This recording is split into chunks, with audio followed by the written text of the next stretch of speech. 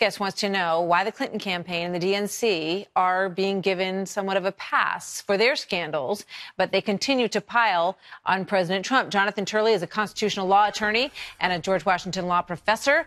Professor Turley, always good to see you. Thanks for being here tonight. Thank you. Your piece is fascinating. It says the laws all being flat, which is taken from Thomas More. Clinton supporters search for legal shelter after months of lowering the standard to target Trump. What do you mean by that? Well, for many months, I've been objecting to what I see as a reinterpretation of criminal laws that are adopting such low and amorphous standards that you could charge anybody with most anything. And that's dangerous. But there's this cottage industry of coming up with crimes that you can charge President Trump with. And the result, I think, is that we're going into a very dangerous period where we're using criminal laws as an extension of politics. But what's curious is that now that Hillary Clinton and her campaign happen to be accused of very similar types of conduct in some respects, many of these same experts are retreating to the narrowness of the criminal code and saying, you know, you can't extend the code that far and there's really no need to investigate. I just don't think you can have it both ways.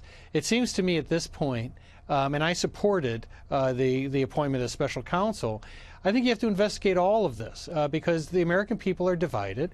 They have no faith at all in the political system or their leaders. The best the government can offer is really some answers.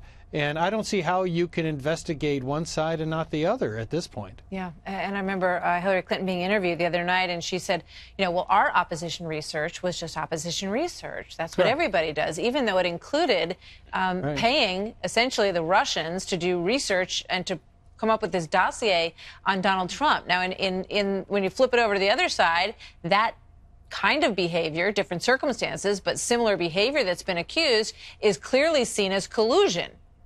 Yeah, and what's very odd is that some of the things that Hillary Clinton is accused of do not require the same type of gymnastic linguistics that we saw on the Trump side. That doesn't mean that she's guilty of a crime. I'm skeptical that either of these politicians could be charged with a crime, either Trump or Clinton.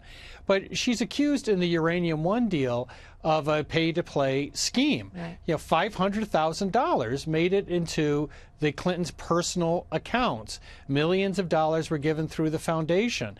There was a link that's been suggested to a decision of the State Department. Now, does that mean that she committed that crime? Of course not. But that would be a crime. I mean, that's a cognizable crime. You don't have to stretch the code. So I don't see why or how people can maintain this position that, well, we have to keep investigating President Trump, but there's nothing there to investigate for Clinton. Well, it'll go one of two ways. Either that's a neutralizing factor or it just fuels it all, and I have a feeling that the latter turns out to be the case. Jonathan Turley, thank you very much. Always good to see you, sir. Thanks, Martha.